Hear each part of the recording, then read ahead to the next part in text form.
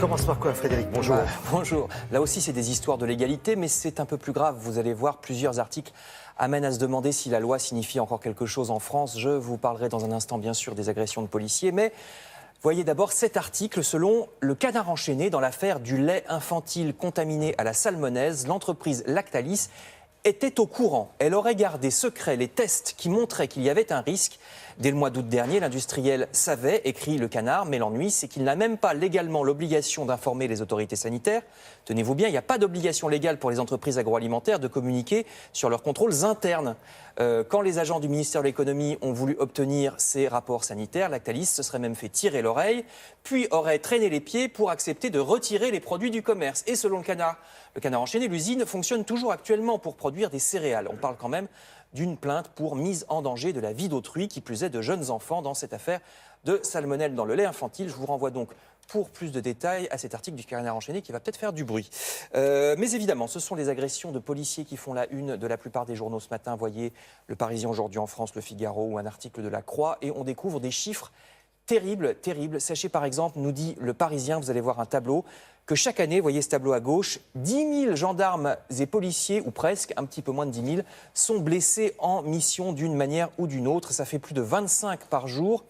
Et pour Le Figaro, vous avez vu juste à côté, il y a une raison, c'est qu'une majorité des peines de prison prononcées ne seraient même pas exécutées. C'est ce que dit l'éditorial du journal. Les juges ont beau prononcer des sentences, leur travail est saboté par les gouvernements de droite comme de gauche, dit Le Figaro, qui multiplient les mesures à courte vue pour désengorger les établissements pénitentiaires. Donc, comment s'étonner qu'un sentiment d'impunité règne dans certains quartiers? Je cite la carte que publie Le Figaro est effrayante, carte des quartiers rien qu'en Île-de-France, où de jeunes débiles trouvent que la chose la plus amusante, c'est de brûler les voitures parfois de leurs propres voisins qui ne leur ont rien fait.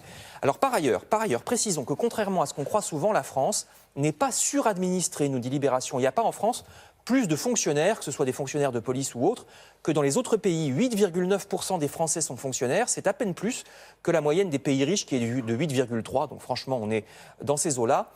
Donc arrêtons de faire la chasse aux fonctionnaires, conclut Libération, d'autant plus que les chiffres de certains pays sont faux. Par exemple, les chiffres des Allemands, qui ne comptent pas dans leurs fonctionnaires le personnel des hôpitaux, alors que nous, oui.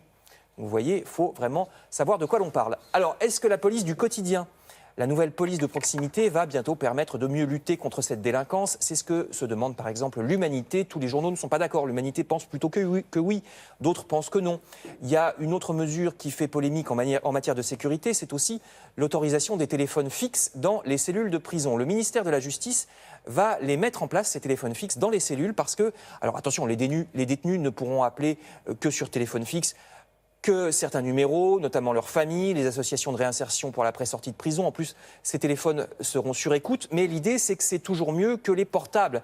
Et ça suppose évidemment qu'on arrive à faire une chasse efficace aux téléphones portables qui, eux, servent souvent à gérer des trafics, d'autant plus qu'il y a Internet sur les smartphones.